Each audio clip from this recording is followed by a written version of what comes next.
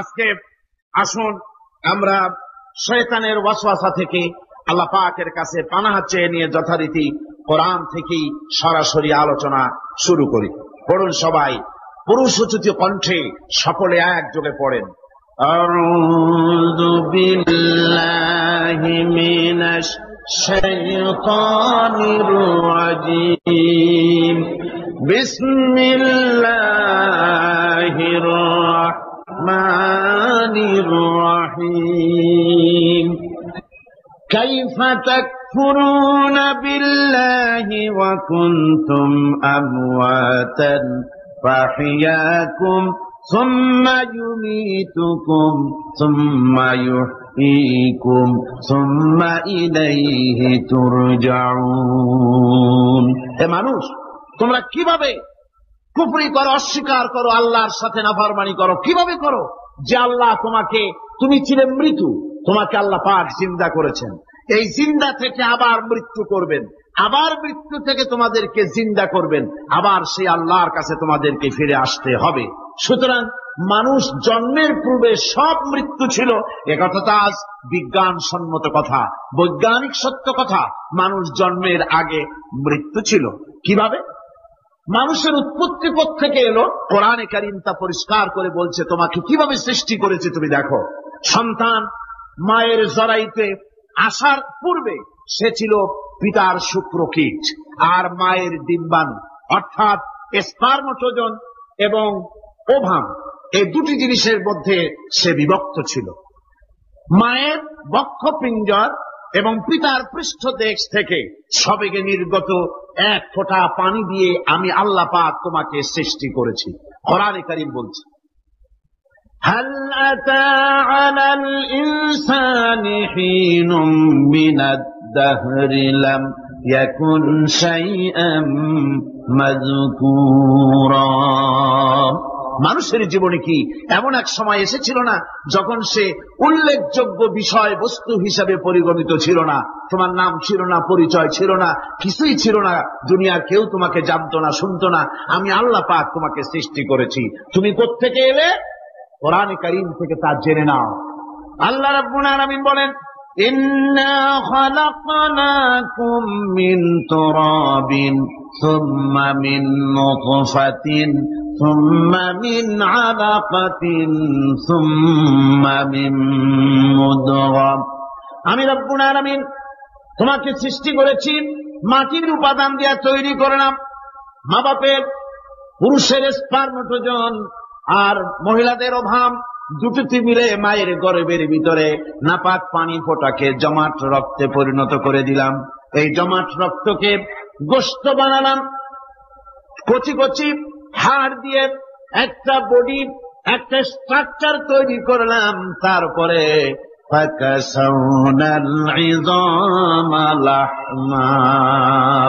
গোশত দিয়ে, রক দিয়ে, চামড়া দিয়ে সুন্দর করে ছাউনি দিয়া মায়ের গর্ভের ভিতরে আমি আল্লাহ রব্বুল আলামিন তোমাকে বানাইছি।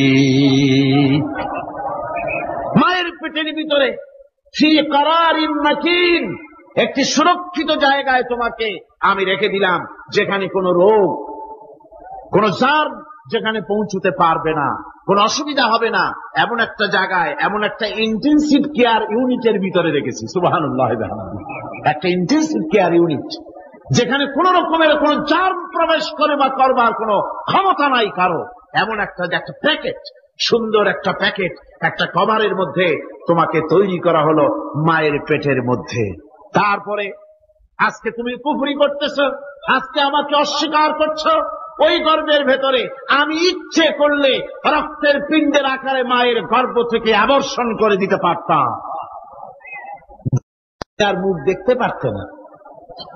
মায়ের পেটের ভেতর থেকে মরা সন্তান হিসাবে বের করে দিতে পারতাম, বিকলাঙ্গ করে বের করে দিতে পারতাম, পঙ্গু করে বের করতে পারতাম। পারতেন না? আল্লাহ রাব্বুল আলামিন বলেন, কেমনে বানালাম? খালাকাল ইনসান, মানুষ আমি সৃষ্টি করেছি মায়ের পেটের ভিতরে বসে। যখন ক্ষুধার উদ্রেক হলো, রুহু যখন এসে গেল, ক্ষুধা লাগলো, খাবারের প্রয়োজন হলো, আমি কেমনে খাওয়ালাম? দুনিয়ার কোন মা বাপ, কোন নেতা, কোন ডাক্তার, কোন চিকিৎসা বিজ্ঞানী মায়ের পেটের সন্তানের খাবার সরবরাহ করতে পারে না। আল্লাহ পাক বলেন তুমি কি খাবে? ব্যবস্থা আমি করেছি। মায়ের মাসিক অসুখকে বন্ধ করে দিয়ে মায়ের নাভির সঙ্গে তোমার নাভির সাথে তার লাগাইয়া দিয়েছি, আর ওই তারের মাধ্যমে রক্ত বের করে দিয়া মায়ের রক্ত দিয়ে তিল তিল করে তোমারে বড় করেছি। রক্তটা মুখে লাগাই নাই, মুখে লাগলে পরে নাপাক রক্ত মুখটা নাপাক হয়ে যাবে। নাভির ভিতর দিয়ে পাস করে দিলাম, মুখটাকে পবিত্র রেখে দিলাম, যাতে করে দুনিয়ায় আসার পর আমার পবিত্র বানানো মুখখানা দিয়া এই দুনিয়ায় বসে তোমার আল্লাহর পবিত্র নামের জিকির করতে পারো। এমন সুন্দর করে মায়ের পিঠের ভিতরে তৈরি করলাম, হাত দিলাম, পা দিলাম, সুন্দর করে বানালাম, এমন নিখুঁত করে বানালাম, তাকায়া দেখো নিজের দিকে, সুন্দর করে বানালাম। এরপরে কি করলাম? সুম্মা নুখরিজুকুম তিফলা, বাচ্চার আকারে মায়ের পেট থেকে আস্তে করে বের করে নিয়ে আসলাম। সুবহানাল্লাহ বিহামদিহি। আস্তে করে মায়ের পেট থেকে নিয়ে এসেছি পৃথিবীর বুকে। পৃথিবীতে যখন আসলে তখন তোমার অবস্থাটা কি ছিল? ক্ষুধার যন্ত্রণায় যদি মরেও যেতে, কান্দা ছাড়া ভাষা নাই। ভাষা আছে? কোন হুঁশ ছিল আমাদের? কোন জ্ঞান ছিল?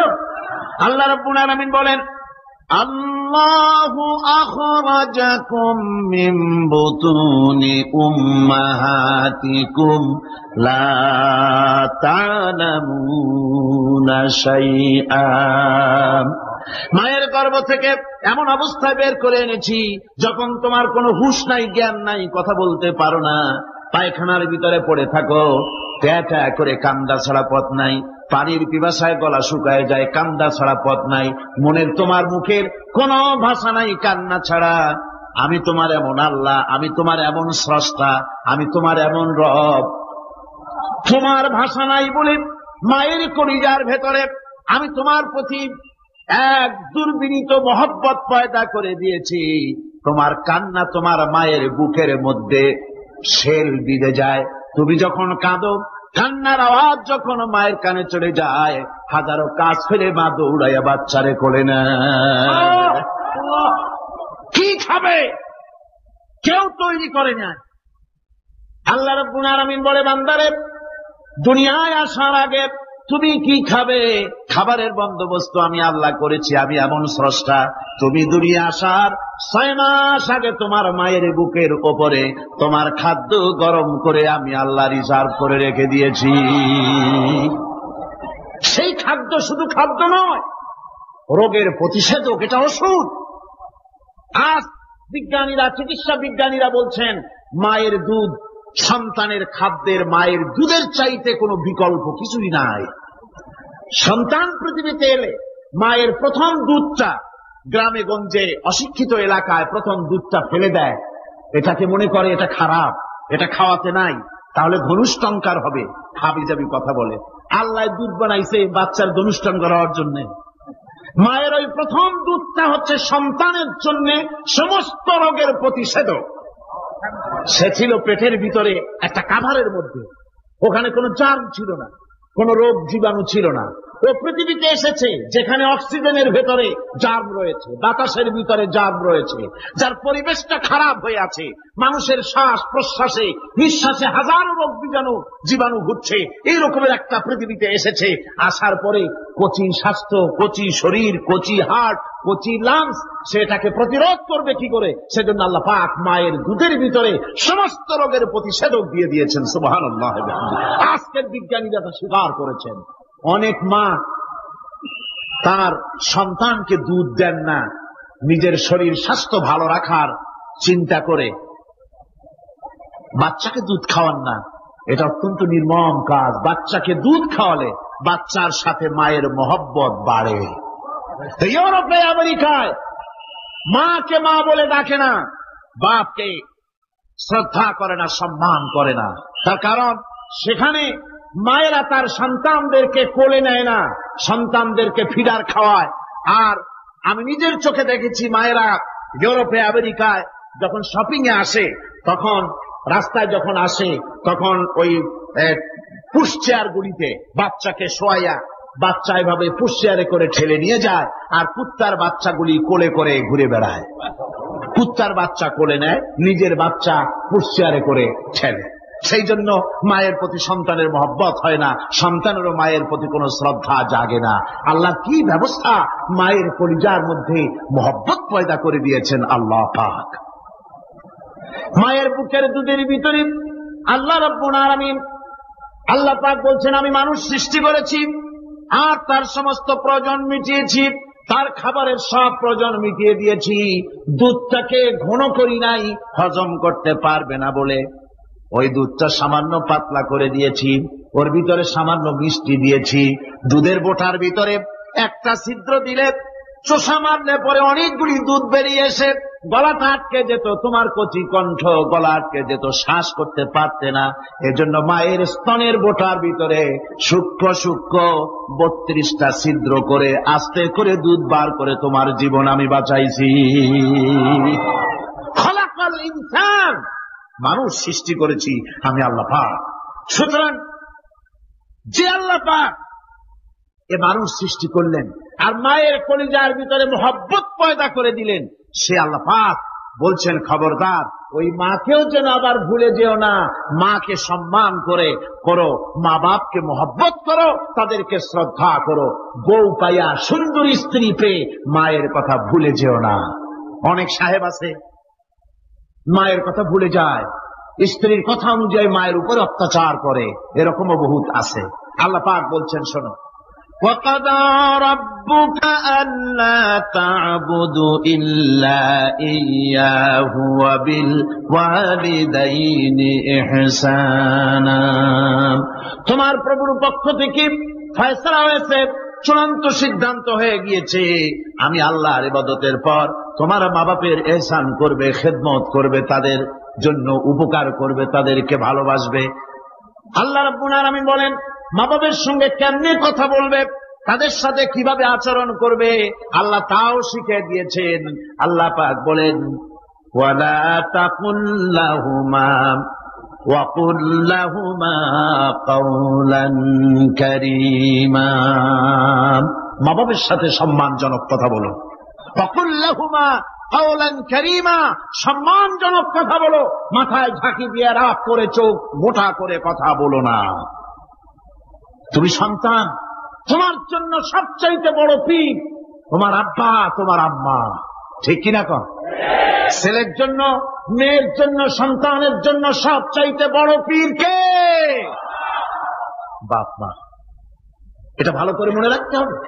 আপনার মৌলানা সাহেবদের দোয়া, পীর সাহেবদের দোয়া কবুল হতেও পারে, নাও হতে পারে, 50-50 সম্ভাবনাও আছে, আবার সম্ভাবনা নাই। কিন্তু মা বাবের দোয়া কবুল হবে 100% সিউরিটি রয়েছে। রাসূলুল্লাহ বলেছেন 3 জনের দোয়া কবুল হবে, মুস্তাজাবুদ দাওয়াত। কয়জনের দোয়া কবুল হবে?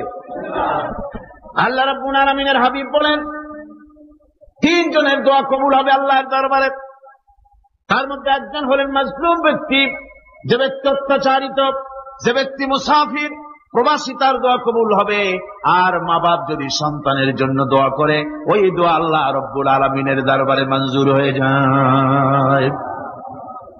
আল্লাহ রাব্বুল আলামিন মা বাপ সম্পর্কে বলেন, মা বাবের জন্য আমার কাছে দোয়া করবি বান্দারা, আমার কাছে দোয়া করবি। দোয়াটা আল্লাহ পাক শিখাচ্ছেন, রব্বিরহামহুমা কামা রব্বায়ানি সাগীরা। পড়েন সবাই, রব্বিরহামহুমা কামা রব্বায়ানি সাগীরা। একটু জিকির করেন, লা ইলাহা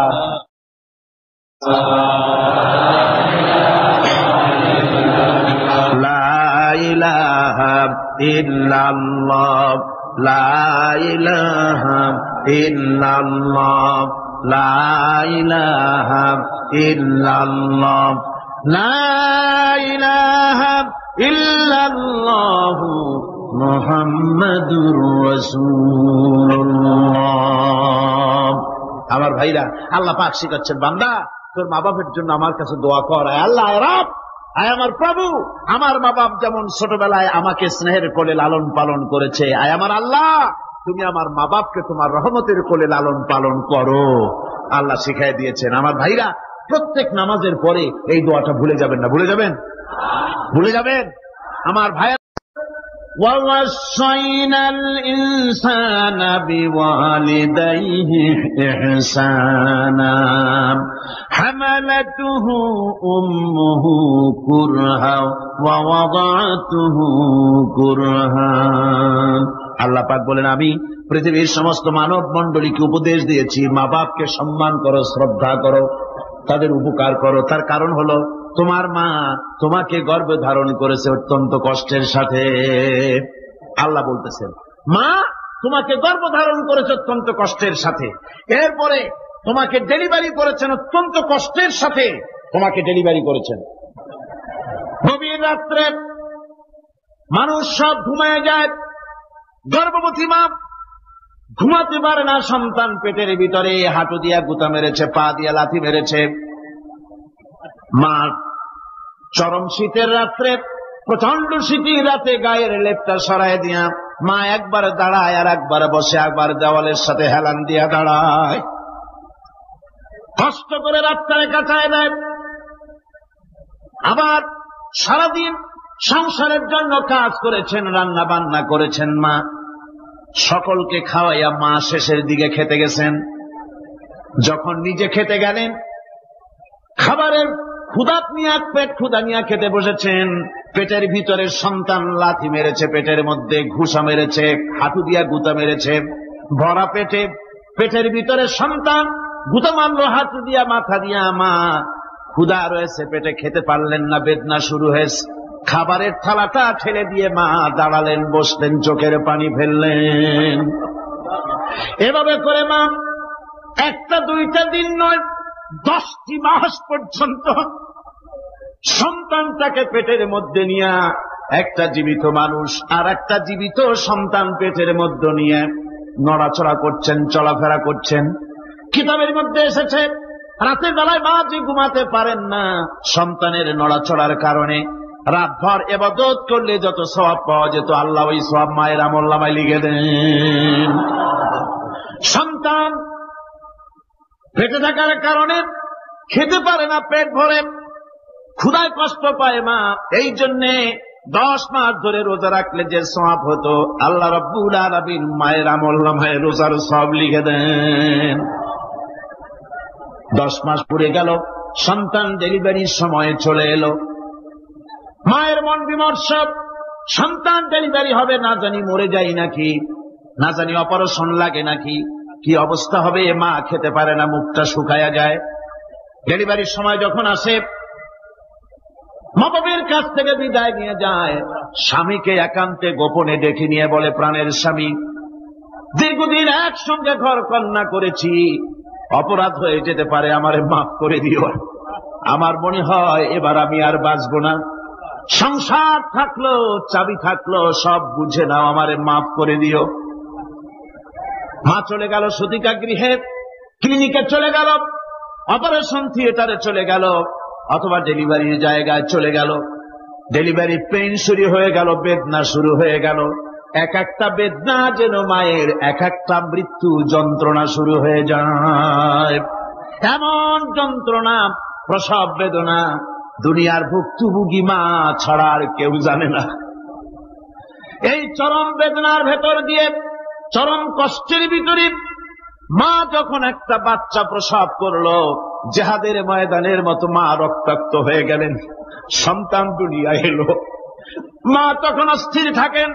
এত বড় বিরাট কষ্টের ভিতরে আল্লাহ রাব্বুল আলামিন বলেন, সন্তান যখন ডেলিভারি হয়ে গেল, মায়ের মনের ভিতরে আমি তখন এই ফিলিংস, এই টেন্ডেন্সি জাগ্রত করে দিই, দেখ কি হয়েছে। মা তখন দেখতে চায় কি হয়েছে। মায়ের সামনে যখন এত কষ্টের, হৃদয় বিংড়ানো, কলিজার 32টি নাড়ি ছেঁড়া যন্ত্রণার সন্তান যখন মায়ের চোখের সামনে আসে, আল্লাহ পাক বলেন, মা যখন তার ছেলের মুখের দিকে তাকায়, মেয়ের মুখের দিকে তাকায়, আল্লাহ বলেন 10 মাসের পেটে ধরা কষ্ট আর ডেলিভারির সব কষ্ট মায়ের মন থেকে মুছে ফেলে দেই। আল্লাহ রাব্বুল আলামিন বলেন, খবরদার দুনিয়ার মানুষ, এমন মায়ের সাথে নাফরমানি করবি না। এ মায়ের সাথে নাফরমানি করবি না, মাকে সম্মান করবি, মার কাছে দোয়া চাবি। দুনিয়ায় যদি সম্মান চাও, রিজেক্ট চাও, মায়ের পায়ে ধরে কাঁদো। মায়ের জাতি অনেক সম্মান তার। রাসূল করিম সাল্লাল্লাহু আলাইহি সাল্লামকে প্রশ্ন করা হয়েছে, হুজুর খেদমত করবো কার? হুজুর কয় মায়ের। তারপরে কার? হুজুর কয় মায়ের। তারপরে কার? হুজুর বলেন মায়ের। তারপরে কার? তোমার পিতা। 3 গুণ। তোর মায়ের মর্যাদা 3 গুণ বেশি, তোর বাপের চাইতে মর্যাদা বেশি। সুবহানাল্লাহ পড়ে। আর আজকে ইসলামের শত্রুরা তারা বলে যে ইসলাম নারীর অধিকার আদায় করে না। নারীর অধিকার ইসলাম দেয় নাই তো কে দিয়েছে? আমার বন্ধুগণ, বিশ্ব নবী জনাব মুহাম্মদ রাসূলুল্লাহ সাল্লাল্লাহু আলাইহি ওয়াসাল্লাম মসজিদে নববীর ভিতরে বসে আছেন। এক বৃদ্ধা মহিলা মসজিদের মধ্যে প্রবেশ করলেন। হুজুর বৃদ্ধাকে দেখে দাঁড়ায় গেলেন। বিশ্ব নবী বুড়ি মেয়ে লোককে দেখে দাঁড়ায় গেলেন। আল্লাহর নবী বুড়িকে দেখে দাঁড়ালেন। বুড়ি যখন কাছে এলেন, আল্লাহর নবী নিজের গায়ের চাদর বুড়ির জন্য বিছায়া দিলেন। বুড়ি বসলেন। এরপরে কথাবার্তা সারার পর বুড়ি যখন বিদায় হবেন, হুজুর আবার দাঁড়ালেন। বুড়ি মহিলা চলে গেলেন। সাহাবায়ে কেরাম বলেন, ইয়া রাসূলুল্লাহ, কিছুই বুঝলাম না, একজন বৃদ্ধা মহিলার জন্য বিশ্ব নবী দাঁড়ান আর গায়ের চাদর বিছান, আমরা বড় আশ্চর্য হয়ে গেলাম। নবীজি বলেন, ও আমার সাহাবীরা, তোমরা জানো না, এই মহিলাকে চিনতে পারো নাই। আমি আমার মায়ের দুধ আমার জীবনে কিসমতে তেমন হয় নাই। আমি আমার মায়ের দুধ তেমন কিসমতে পাই নাই। যার বুকে দুধ খেয়ে, যার কোলে কাঠে চড়ে আমি বড় হয়েছি, আমার সেই দুধ মা ইনি হযরতে হালিমাতুস সাদিয়া, আমার সেই দুধ মা। রাসূলুল্লাহ নিজে সম্মান দিয়েছেন মায়ের। খবরদার, মাকে অসম্মান করবেন না, মাকে সম্মান করবেন, মাকে শ্রদ্ধা করবেন। আমার বন্ধুগণ, আলেম ওলামা পীর বুজুর্গদের জন্য হাদিয়া তো দেন আপনারা, কোনো নিষেধ নাই, দেন। হাদিয়া দেওয়াও সুন্নত, নেওয়াও সুন্নত, দিবেন, আমি কোনো নিষেধ করি না। কিন্তু আমি বলতে চাই, পীর বুজুর্গদের কাছে, আলেম ওলামাদের কাছে হাদিয়া দিয়া আল্লাহরে যত না খুশি করতে পারবেন, এই ডালিম বেদানার মৌসুমে বেদানা একটা ভেঙে নিজ হাতে যদি মায়ের মুখে তুলে দেন, আল্লাহর আরশ খুশি হয়ে যাবে, আল্লাহর আরশ আজিম খুশি হয়ে যাবে, আল্লাহ পাক খুশি হয়ে যাবে। মায়ের খাওয়াও, বাপকে খাওয়াও, তোমার সবচেয়ে বড় পীর তিনি।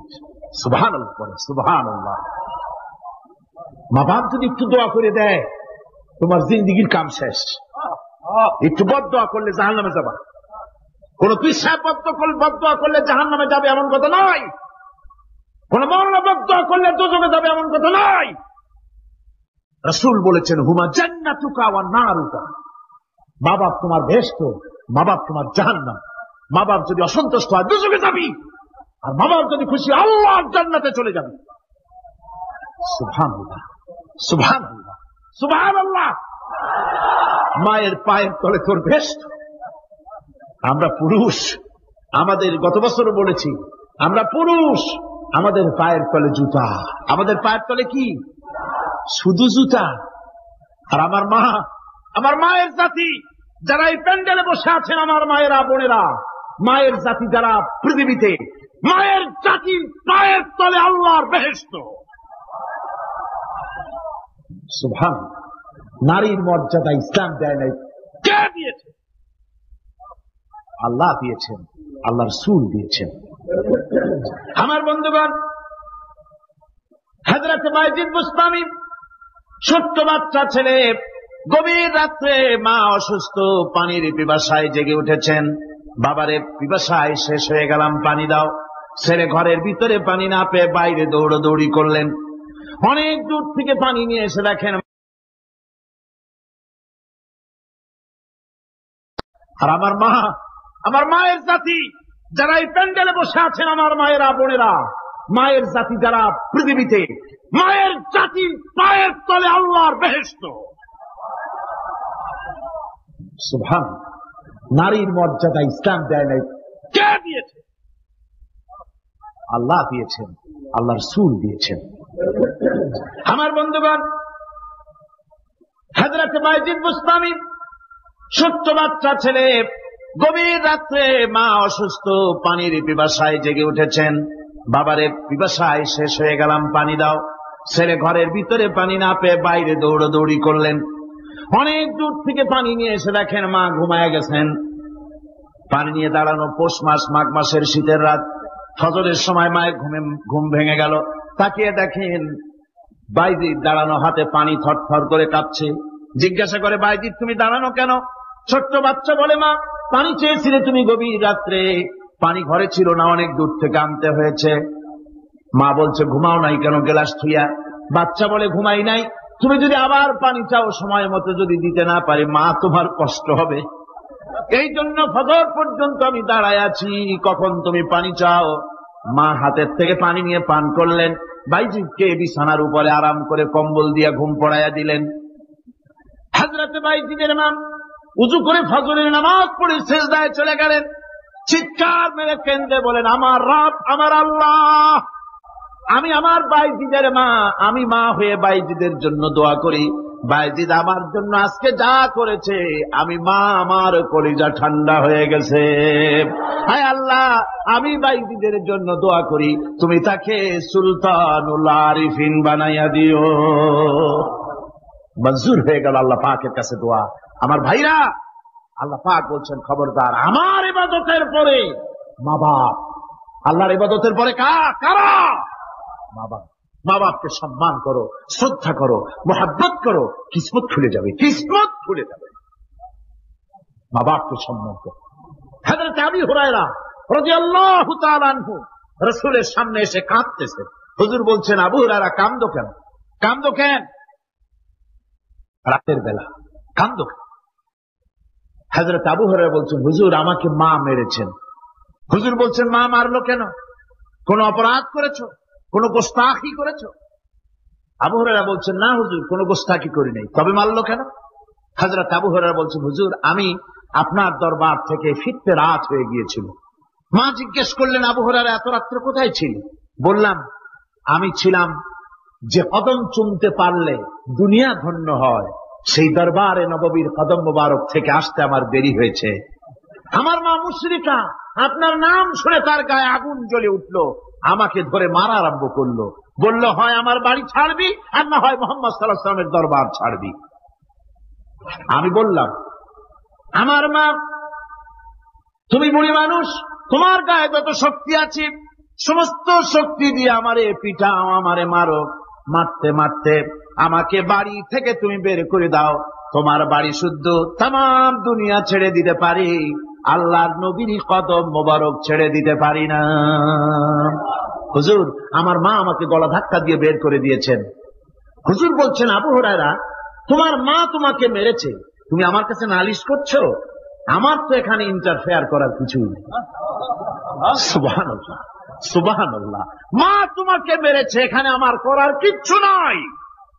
বিশ্ব নবী বলছেন, এত বড় পাওয়ারফুল নবী, লেজিসলেটিভ পাওয়ার, সারে আল্লাহ তাকে বানিয়েছেন শরীয়ত প্রণেতা।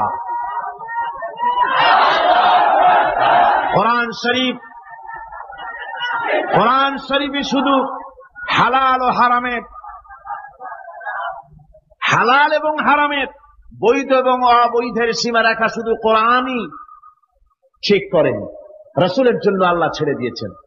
আল্লাহ রাসূলও হারাম, হালাল এবং হারামের বৈধতা অবৈধতার সীমারেখা নির্ধারণ করেছেন।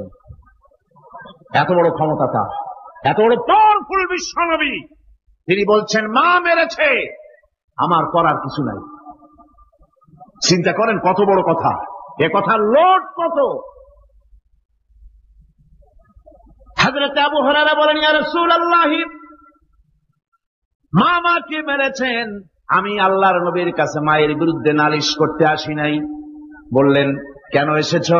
হযরত আবু হুরায়রা বলেন, হুজুর এসেছি একটা কারণে, আমি জানি আল্লাহ নবী যদি আল্লাহর দরবারে হাত উঠায়া কোনো জিনিস বলে আল্লাহ রাব্বুল আলামিন সঙ্গে সঙ্গে মঞ্জুর করে নেন।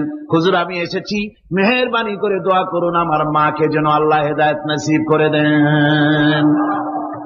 আল্লাহ নবী হাত উঁচু করে বললেন, আল্লাহুম্মা হিদি উম্মা আবি হুরায়রা, আয় আল্লাহ আমি দোয়া করি আবু হুরায়রার মাকে তুমি হেদায়েত নসিব করে দাও।